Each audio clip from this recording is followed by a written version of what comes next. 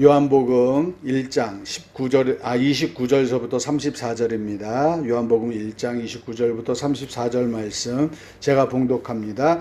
이튿날 요한이 예수께서 자기에게 나아오심을 보고 이르되 보라 세상 죄를 지고 가는 하나님의 어린 양이로다. 내가 전에 말하기를 내 뒤에 오는 사람이 있는데 나보다 앞선 것은 그가 나보다 먼저 계심이라 한 것이 이 사람을 가리킴이라. 나도 그를 알지 못하였으나 내가 와서 물로 세례를 베푸는 것은 그를 이스라엘에 나타내려 함이라 하니라. 요한이 또 증언하여 이르되 내가 보매 성령이 비둘기같이 하늘로부터 내려와서 그의 위에 머물렀더라. 나도 그를 알지 못하였으나 나를 보내어 물로 세례를 베풀라 하신 그이가 나에게 말씀하시되 성령이 내려서 누구 위에든지 머무는 것을 보거든 그가 곧 성령으로 세례를 베푸는 이인 줄 알라 하셨기에 내가 보고 그가 하나님의 아들이심을 증언하였노라 하니라. 아멘. 하나님의 아들이심을 증언하라 라는 제목으로 오늘 은혜를 나누고자 합니다. 이 땅에서는 사실은 믿는 사람들이 하나님의 복을 받는 거에 대해서 이야기를 많이 하는데 사실 하나님의 관심은 믿지 아니하는 사람들 중에서 하나님의 선택된 자가 있다라는 거예요. 그 사람들을 내가 너희에게 보낼 테니까 너희에게 보낸 그 너희의 어린 양, 너희의 그 양을 잃어버리지 말라는 거예요. 예수님께서도 마지막 때 그 십자가에 못 박혀 돌아가시기 전에 하나님한테 계속 기도를 합니다. 아버지가 내게 주신 양을 하나도 잃지 아니하고 내가 그들을 보존하기를 원합니다. 그리고 내가 보존하였나이다. 이렇게 이야기를 해요. 그러니까 하나님이 내게 주신 양을 잃지 않는 게 우리의 사명이에요, 사실은. 근데 우리는 우리 주변에 얼마나 많은 양을 잃고 있는지 사실 알 수 없을 거예요. 하늘에 가봐야 알죠. 뭐 한 영혼을 실족시켜도 연자맷돌을 맨다라고 했는데 정말 뭐 얼마나 실족시켰는지 모르겠어요. 그런데 연자맷돌을 매도 천국은 가면 돼요. 일단 천국에 가면 뭐 괜찮습니다. 천국에만 가면 돼요. 하나님께서 뭐 상급이 누가 그러더라고요. 상급이 없어도 자기는 문지기가 되더라도 천국에만 입성하면 감사할 것이다 라고 이야기를 해요. 그게 굉장히 귀한 종이한 이야기인데 저도 그 말에 동의합니다. 그만큼 천국이라는 곳은 대단한 곳이죠. 예수 그리스도께서 선택하셨고 그 선택한 것을 믿고 아멘한 자들이 하나님의 인도하심을 따라 살다가 죽은 거예요. 그래서 간 거예요. 그래서 우리에게 하나님은요 예수 그리스도의 삶을 사는 것도 명령하셨어요. 너희가 다른 사람들의 죄짐을 지고 십자가를 지는 삶도 살아야 된다. 그래서 남은 공생애라고 이야기했잖아요. 남은 공생애를 살아야 된다. 근데 그 남은 공생애는 오직 뭐 때문이냐? 잃어버린 양을 찾기 위해서예요. 그러니까 세상의 모든 사람들이 예수님 앞에 양이었기 때문에 세상의 모든 사람들의 죄를 다 짊어지고 십자가를 지고 돌아가신 게 예수님의 사명이에요. 그런데 우리는 우리에게 맡겨준 자들이 있는 거예요. 우리에게 맡겨진 자들. 그들을 위해서 우리는 뭘 져야 돼요? 십자가를 져야 돼요. 십자가를 져야 돼요. 그래서 우리가 이 땅에서 하나님의 잃어버린 양을 찾아야 되는데 그 양들을 어떻게 찾느냐? 성경은 우리에게 힌트를 주고 있어요. 너희가 고아와 과부와 가난한 자와 불쌍한 자들, 그 다음에 이방인들, 그 떠돌아다니는 이방인들을 이야기하는 거거든요. 그런 사람들을 너희는 어떻게 알아? 나그네들을 너희가 영접하라 라고 이야기를 합니다. 그렇게 가난하고 힘들고 여러분 솔직히 나그네로 떠돌이하면서 살고 싶은 사람은 아무도 없어요. 가난하게 살고 싶은 사람도 없어요. 정말 힘들게 살고 싶은 사람, 병들어 살고 싶은 사람 아무도 없어요. 자기는 건강하고 싶어요. 근데 그게 안 되는 거예요. 근데 안 된 사람들, 그 사람들을 하나님께서 뭐라고 이야기하냐면 그들 중에 내가 너희에게 보낸 어린 양이 있다는 거예요. 근데 이 수수께끼가 참 재밌는 게 이 어린 양을 찾는데 로마서 15장에 이방인을 위해서 사도 바울을 복음의 제사장을 삼았는데 그 이방인들을 위해서 그를 삼았어요. 그런데 이 이방인들을 뭐로 했다? 우리 세상 그 모든 사람들의 죄를 짊어지고 하는 어린 양으로 삼았다라고 이야기를 해요. 이방인들을. 그럼 결국은 가만히 보면요. 이 땅에서 지금 나그네 되고 헐벗고 가난하고 병들고 과부가 되고 고아가 된 그 사람들이 결국 하나님께서 우리 눈에 보이게끔 만드는 뭐다 우리에게 붙여준 어린 양이 아닌가 하는 생각을 하는 거예요. 야, 이게 맞겠구나라는 생각을 합니다. 그래서 하나님께서는요, 부유한 자들, 아주 부자들, 뭐 굉장히 튼튼한 사람, 솔직히 그런 사람들한테 예수를 전해도요, 그 사람들 거부해요. 내가 왜 예수를 믿어야 돼요? 내 힘으로 충분히 살 수 있는데. 그런데 그 돈 많고 막 이런 사람들 중에서도 예수를 전하면 그 예수를 받아들이는 사람이 있습니다. 나는 어저께 그 뉴스를 보고 깜짝 놀랐어요. 전두환 대통령 둘째 아들이 전재용이라고 저희하고 동갑이에요. 지금 저기 백석대학교 신대원에서 지금 신학을 공부를 하고 있고 목사가 되겠다라고. 그래서 그거를 그렇게 박상아 씨, 탤런트였던 박상아 씨가 우리 같은 죄인이 예수 믿는 것도 창피한데 예수를 믿는다라는 게 왜 창피하냐? 그거는 우리 같은 죄인이 예수를 믿고 도피한다라는 것도 우린 숨기고 싶은데 당신이 목사 된다라는 게 얼마나 이게 창피한 일이냐. 예수님의 덕이 안 된다라고 말렸대요. 그런데도 전재용 씨가 계속 자기는 공부를 해야 되겠다라고 해서 지금은 찬성하고 이 극동방송에도 나와가지고 인터뷰를 했더라고요. 그래서 제가 이걸 보면서 그랬어요.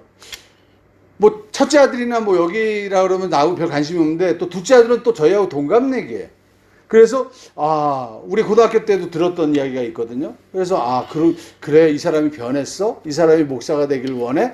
그래요. 그 사람은 돈도 많아요. 뭐 숨겨놓은 재산이지만 드러낸 재산이 아니고 돈도 많습니다. 굉장히 많습니다. 그런데 그렇게 돈 많은 사람들 중에서도 하나님의 어린 양은 있어요.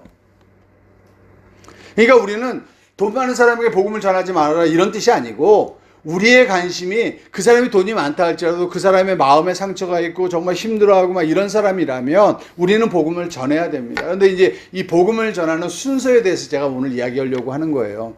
오늘 복음을 전하는 순서에 대해서 이렇게 이야기합니다. 이튿날 요한이 예수께서 자기에게 나오심을 보고 이르되 보라 세상 죄를 지고 가는 하나님의 어린 양이로다. 예수님이 세상에 죄를 지고 가는 하나님의 어린 양이에요. 억울하게 지금 죄를 지고 가고 있다고요. 여러분들 로마서 15장 14절에 보면요, 이 재밌는 이야기가 하나 있습니다.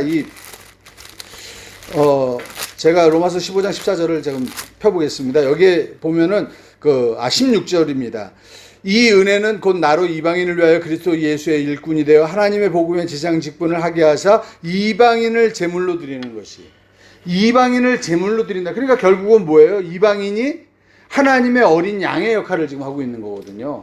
지금 예수 그리스도께서 우리의 죄를 다 사하시고 나서 지금 현세에서는 누가 지금 제물이 되고 있어요? 이방인들이 제물이 되고 있는 거예요. 저들이 악한 행동을 하고 이러는 모습들이 다 뭐라고요? 우리 믿는 사람들의 죄가 그들에게 전가되고 있기 때문이에요. 우리가 정말 저들에게 예수 그리스도의 복음을 다 전했고 우리가 정말 저들에게 본이 되는 삶을 살았다면 세상 사람들은 이렇게 타락하지 않습니다. 세상이 이렇게 악독해지고 세상이 지금 막 너무 어려워지는 거는요, 사실 우리 믿는 사람들이 회개해야 될 일이에요. 우리 믿는 사람들이 회개하고 하나님 앞에 나가야 될 일이거든요.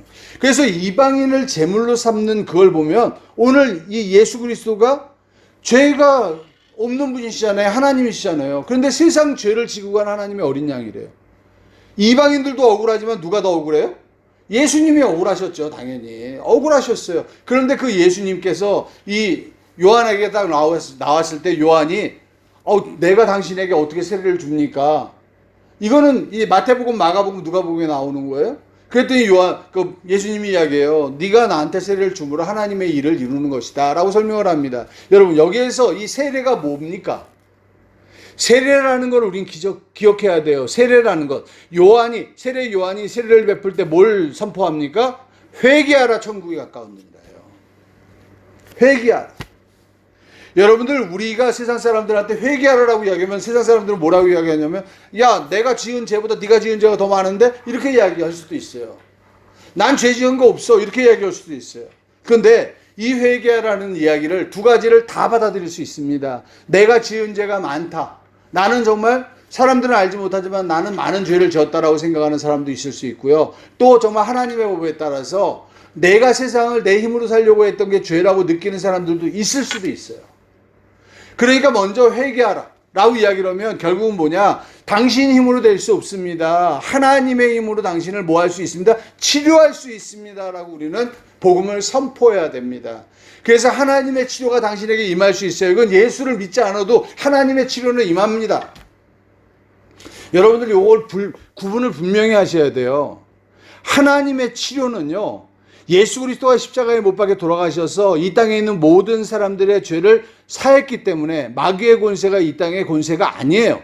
그래서 하나님의 능력을 받아들이기만 하면 이 땅에서 자기에게 필요한 것을 공급받을 수가 있어요. 그래서 이 땅에서는요, 예수를 믿든지 안 믿든지 하나님의 치료를 의지하는 사람들에게는 하나님의 치료의 가능성이 부어집니다. 그래서 그들이 치료를 받음으로써 뭐예요? 하나님을 느끼는 거예요. 아, 하나님이 살아계시구나. 하나님을 의지할 수 있다. 근데 그들 중에서 예수 그리스도를 믿는 마음을 하나님이 주신 자들만 예수를 믿는다고 고백하는 거죠. 그러니까 하나님의 치료를 받았다라고 해서 모든 사람들이 다 예수를 지금 인정하는 거 아니에요. 저는 그걸 너무 많이 봤어요. 치료받은 사람인데요, 그 사람이 나중에 한 몇 년 지나고 나서 만났더니 아유, 지금 생각해보면 그때 우연이었던 것 같아요. 내가 그동안 약을 먹었던 게, 내가 치료를 받았던 게 그날 그 교회에서 덜커덩 이루어진 것 같아요. 이렇게 해서 이야기를 해요. 헐 말이 없어요. 왜? 그때의 그 감격이 계속 유지되지도 않고 그 생각이 바뀌었어요. 근데 예수를 믿은 사람들은 그때의 그 감격을 유지하고 갑니다. 잊을 수가 없어요. 왜? 하나님이 자기를 터치해줬던 그 순간이었기 때문에. 그래서 우리는 그들에게 뭘 전해야 된다? 회개하라. 이 회개하라는 걸 전하기 전에 복음을 줘야죠. 당신의 질병, 당신의 지금 어려움, 당신의 가난, 당신의 지금 외로움, 이 모든 것을 누가 할 수 있다? 하나님이 치료할 수 있습니다라고 선포해 줘야 돼요. 이게 복음입니다. 이 복음은 모든 세상 사람들이 다 받아들일 수 있어요. 그래서 그들 중에서 어떤 사람들은 치료도 받고요, 병남도 받아요. 근데 그들 중에서 하나님의 선택된 자만 하나님의 자녀가 되는 것이다. 그래서 그들에게 복음을 전해주고 이제 회개에 대해서 이야기를 했을 때 그 회개를 예수님께서는 어떻게 했습니까? 이렇게 합니다. 내가 전에 말하기를 내 뒤에 오는 사람이 있는데 나보다 앞선 것은 그가 나보다 먼저 계심이라는 것이 이 사람을 가리킵니다. 예수님을 지금 가리키고 있는 겁니다. 나도 그를 알지 못하였으나, 이 세례 요한이 솔직히 고백하는 거예요. 나도 그를 알지 못하였으나 내가 와서 물로 세례를 베푸는 것은, 이 회개를 계속 선포하는 것은 뭐 하기 위해서? 그를 이스라엘에 나타내려 합니다. 예수님께서 이스라엘에 나타내기 위해서 누가 임해요? 세례를 받고 그분이 물에서 나올 때 하늘에서 뭐가 내렸어요? 성령이 임재하시는 걸 보고 뭐가 됩니까? 그가 하나님의 어린 양이라는 게 증명됐잖아요. 그래서 오늘 이 시간에 우리는 하나님의 이런 어린 양들을 우리가 찾아서 막 이제 달려가야 됩니다. 열심히 달려갈 때 그들에게 하나님의 복음을 전했어요. 복음을 전할 때 그들이 믿든지 안 믿든지 다 하나님 앞에 나와서 치료받는 사람도 있습니다. 그렇게 치료받고 나서 그들이 이제 뭐 합니까? 하나님이 믿음의 마음을 준 사람들은 예수를 구주라고 고백을 해요. 그 사람들이 뭐 하는 겁니까? 그 사람들이 진정으로 세례를 받는 거예요. 이 세례라는 것은 내 죄를 하나님의 십자가에 걸고 그 십자가에서 내가 이제 예수님이 십자가를 짊어지셨으므로 내 죄가 사해졌고 그분께서 부활하심으로 내가 뭐 했다? 부활했다라는 걸 고백하는 게 회개거든요. 그게 진정한 세례를 받는다는 것은 내가 예수 그리스도를 믿는다라는 고백을 하는 것이에요. 이해가 되십니까? 복음 선포, 복음을 선포하는 것과 하나님의 선택하는 것은 분명히 구별할 수 있어야 됩니다. 그래서 오늘 이 세례 요한이 그에게 이야기합니다. 그를 이스라엘에 나타내려 합니다. 그래서 우리는 이 땅에서 숨겨져 있는 하나님의 어린 양을 찾으려면 어떻게 해야 돼요? 나가서 복음을 전해야 돼요. 먼저 믿든지 안 믿든지 이 사람이 하나님이 선택된 자인지 아닌지 우리가 구별해야 돼, 안 해야 돼요? 구별할 필요가 없어요. 세상에 있는 모든 사람들은 하나님의 영향권 안에 있기 때문에 그들이 필요한 것을 공급하시는 분이 하나님이세요. 하나님 나를 도와주세요라고 간절히 기도하고 막 그에게 하나님 도와주세요라고 이야기하고 하나님 이렇게 역사한다는 게 믿어지는 사람은 하나님이 나를 정말 고칠 수 있다면 나도 고침을 받고 싶어요 라고 이야기하면 고침을 받습니다. 그리고 나서 그들이 하나님의 복음을 접했어요. 그리고 나서 예수 그리스도가 나의 구주임을 정말 믿어지니까 예수 그리스도가 나의 구주임을 고백할 수 있는 믿음이 된단 말이에요. 그 고백을 하는 그 순간에 아까 전에 그 손가락이 나았는데 이게 나았는지 몰라요, 알아요? 몰라. 왜? 안 불편하니까. 불편하면 내가 아픈 거는 아는데 불편하지 않으면 이게 모른단 말이에요. 그래서 내가 어떤 문제가 해결되고 나면요, 그때는 고마워. 근데 해결되고 나서는 뭐예요? 한 몇 년 지나고 나서 그때 그 감격이 별로 없어요. 왜? 나에겐 아픔이 아니니까. 우리는 아픔을 기억하지 기쁨을 기억하지 않습니다. 그런데 기쁨, 하나님이 나를 터치했다라는 그 기쁨을 느끼는 사람은 내 안에 누가 주인이었을 때, 예수가 주인이었을 때 그걸 느낄 수 있는 거죠. 이해되시죠? 그래서 여러분들 오늘 이 이스라엘의 예수 그리스도를 나타내기 위해서 성령의 임재, 그러니까 우리가 예수 그리스도를 믿고 고백하는 그 사람이 회개하고 돌아왔잖아요. 세례를 받고 돌아왔어요. 그러면 그 사람이 뭘 받아요? 성령이 그 안에 임재했음을 우리는 증거하는 거예요. 자, 당신 안에 누가 임하셨습니다? 성령이 임재하셨어요. 왜? 당신이 예수 그리스도가 구주인 게 믿어지죠. 그 전까지는 예수가 믿어지지 않았죠. 치료받고도 안 믿어졌죠. 그런데 어느 순간부터 믿어지기 시작하거든요. 그게 세례의 순간이에요. 그 세례의 순간은 영적인 세례의 순간이죠. 그걸 갖다가 믿음의 고백으로 사람들 앞에서 세례식을 거행하는 거예요.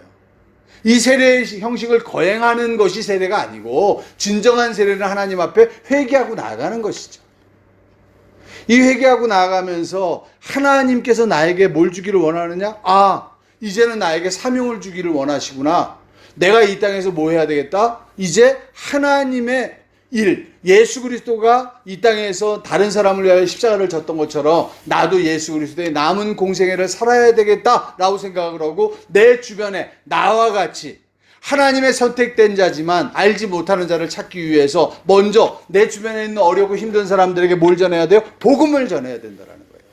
여러분들, 이 복음을 전한다라는 건요, 여러분은 이 복음이라는 거를, 지금 제가 이야기하는 복음은 좀 확대적인 해석의 복음입니다. 하나님의 은혜로 치료받고 공급받고 할 수 있는 사람들을 이야기하는 겁니다. 그리고 이 사람들이 조금 함축된 복음은 뭐예요? 예수 그리스도를 믿으십니까? 그렇다면 당신은 뭐예요? 하나님의 자녀입니다 라고 해주는 게, 이게 복음의 끝이죠. 그래서 오늘 하나님께서는요, 여기에 이제 뒤에 나옵니다. 요한이 또 증언하여 이르되 내가 보매 성령이 비둘기같이 하늘로부터 내려와서 그 위에 머물렀더라 라고 이야기해요. 성령이 예수님 위에 머물렀을 때 하늘에서 소리가 났었어요. 이는 내 사랑하는 자여 내 기뻐하는 자라. 이는 내 사랑하는 자여 내 기뻐하는 자라. 성령이 비둘기처럼 유명한데, 이 비둘기가 구약 성경에서는 제사를 지낼 때, 속죄제를 지낼 때 개인적으로 가난한 사람들이 드려지는 제물이에요. 여러분들, 구약에 성막이 있는데요, 이 성막에 밖에 있는 사람이 많겠어요? 그 안에 있는 사람이 많겠어요? 밖에 있는 사람이 훨씬 많아요. 수백만 명의 사람이 밖에 있어요. 그런데 그들 중에서 성막 안에, 양을 가지고 성막 안에 걸어 들어오는 사람은 어떤 사람이냐? 자기가 죄인임을 깨닫고 그 죄를 용서받기를 원하는 사람. 그러니까 죄인만 들어오는 데가 뭐예요? 그게 바로 성막이었어요. 오늘도 교회는 그렇습니다. 나는 죄가 없어요. 나는 깨끗해요. 라고 이야기하는 사람은 교회에 올 필요 없어요. 나는 정말 하나님의 은혜를 살지만 나는 또 오늘도 죄를 졌습니다. 하나님 앞에 내가 회개합니다. 내가 하나님의 치료가 필요합니다. 하나님 나를 도와주세요. 라는 그런 마음을 가진 사람들. 사실 이 땅에서 내가 노력해가지고 내가 인격 수양을 해가지고 욱하는 걸 치료할 수 있어요? 치료 못해요. 그게 어떻게 치료가 돼요? 조금 뭐 인격적으로 자라나면 조금 참을 수는 있을 거예요. 그런데 또 그 참았던 거를 또 이렇게 쌓이면 또 터져요.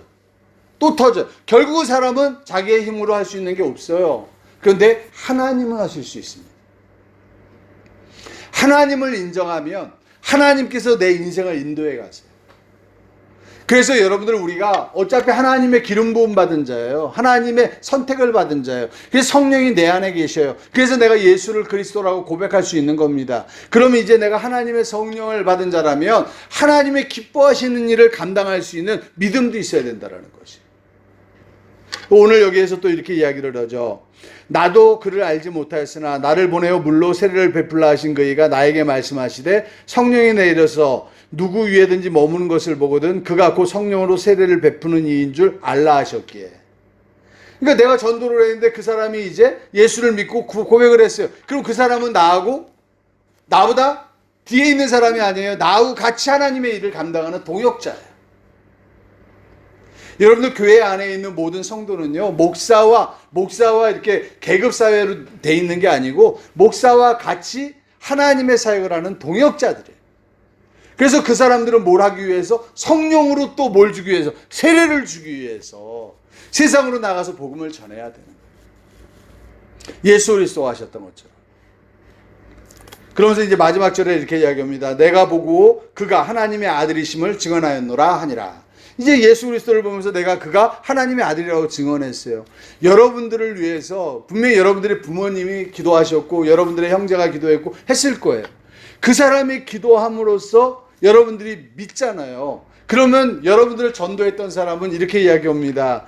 당신이 하나님의 아들이신 것을 제가 증언했습니다.